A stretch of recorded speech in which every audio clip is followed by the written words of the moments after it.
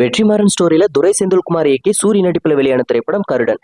இந்த படம் எப்படி இருக்கு, படத்தோட பாசிட்டிவ் நெகட்டிவ் பத்தி வாங்க இந்த வீடியோல பார்க்கலாம். அதுக்கு முன்னாடி நம்ம வீடியோ லைக் பண்ணி சப்ஸ்கிரைப் பண்ணிருங்க. அப்பதான் நம்ம சினிமா பத்தின நியூஸ் உங்களை தேடி வரும்.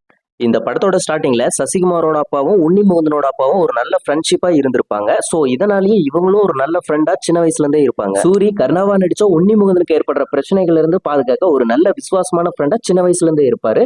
சூரிக்கு யாரும் இல்லாதாலும் இவங்க வீட்டுல தான் வளருவாரு. கர்ணாவோட பாட்டம் பூட்டங்காலத்துல இருந்து பாதுகாத்த கோயில் சொத்தை ஒரு பெரிய அரசியல்வாதி வளைச்சு போடலான்னு பிளான் பண்ணி தன் அதிகாரத்தை பயன்படுத்தி சூழ்ச்சி பண்ணுவாரு. பணத்தாசையால கருணா நியாயத்தை தட்டி கேட்ட ஆதியான சசிகுமார தன் ஃப்ரெண்டுன்னு கூட பார்க்காம கொண்டுருவாரு.